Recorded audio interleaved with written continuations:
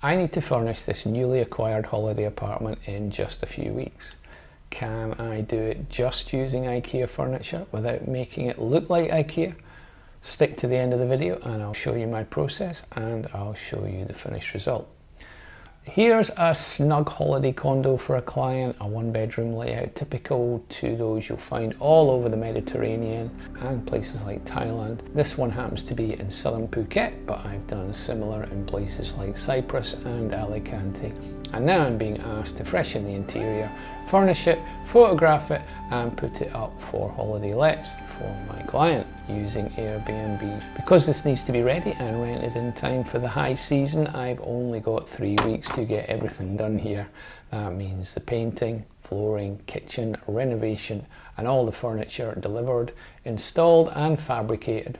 And for that reason of lack of time, I figure my best chance is to use a single supplier with enough product and logistics to deliver in this time window. And given there is an IKEA store just 30 kilometers from the apartment, I'm going to have to bet on myself to get the kitchen and the furniture and the loose items such as kitchenware and lighting from a single source and delivered within 2 weeks in time for the high season, and then photographed and marketed. Whether or not you like IKEA's products, and as an aside, speaking as an architect and designer, I happen to think their stuff is really pretty well designed actually. Their customer service, stock variety and turnaround times are second to none. A comprehensive online shop tells you the stock levels whilst showcasing the product in its context, and I don't have the luxury of shopping around a variety of stores and suppliers with the increased risk of missed deliveries or out of stock items. Another big advantage with IKEA is its returns policy, and for example I always like to order things that even if I'm not sure about them, on the basis I know that a company like IKEA will take them back if they don't work out when I see them in context. The problem with IKEA is that it's a victim of its own success. Because so many of us use IKEA, your interior design can end up looking like everybody else's interior design, which is not really what you want when trying to market a unique holiday experience.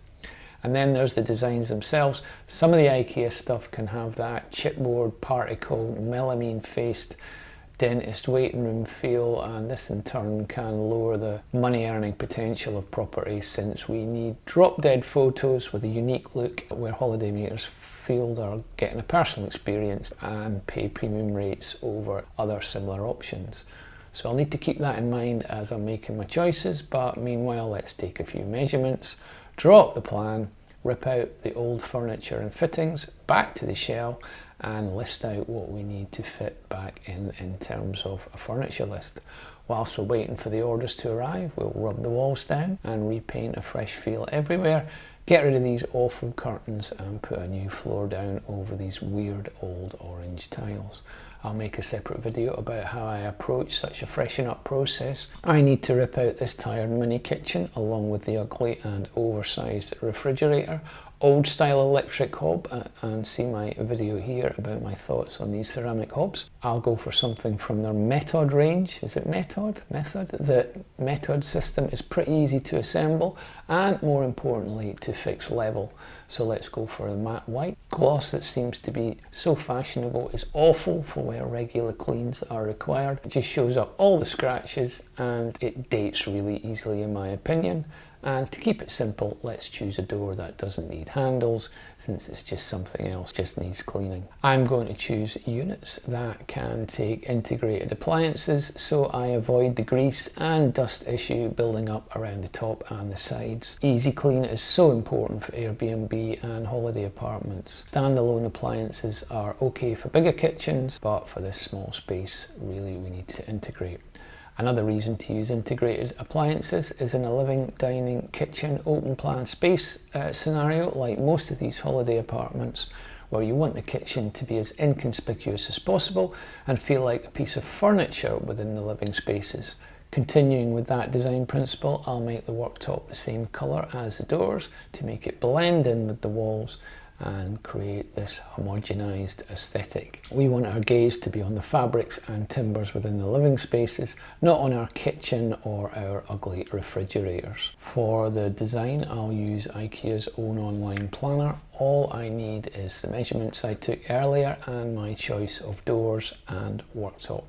I'll aim to make a separate video about how to use this online planner, as it does have a few quirks. We'll just reconnect back into the existing services, so I'll keep all the electrical and water elements in the same position, and like magic, there it is, all fully costed. So let's order it and get the delivery date booked in. Now here's the list of furniture we made, so let's filter out for each item and make our choices. I've had to make a load of compromises because I can only use stock items, and my golden rules for rentals are that furniture needs to be raised off the ground so I can get a vacuum under it and avoid a build-up of dust and dirt. The last thing a guest wants to see if they move a bed or a sofa is grime that's been there from the previous guests and which the cleaner did not see. I need a bed like this, never like this. I need a sofa like this and never like this. And so on for everything. I'm trying to keep a feel of modern whilst thinking about the location and some kind of sense of place. So since we're in Phuket, Thailand for this project, I'll make sure I'm thinking about the local materials which work well with furniture here. Rattan, bamboo and hardwoods. That might give a feel for the region of southern Thailand. And let's see what these filters bring up in the Ikea site. If I were in southern Spain, I might be thinking more about the local ceramic influence as a cue for my choices. If you need more inspiration, try something like Pinterest. The app is really worth downloading for helping generate interior design ideas. So with my design selection criteria in the back of my mind, let's go back to the Ikea website, make a favourites list so we can add and subtract without bothering about all the billing and shopping cart stuff. I'll make a primary list and a secondary list for things that are possibles. I want a simple bed without fabric on the headboard. I think this works well with the rattan bamboo theme. I'll make sure to get one of their mid-range firm mattresses, and I want a modern sofa with neutral fabric that isn't too fancy. I need a 2-seater size. Never oversize your furniture, especially in small spaces.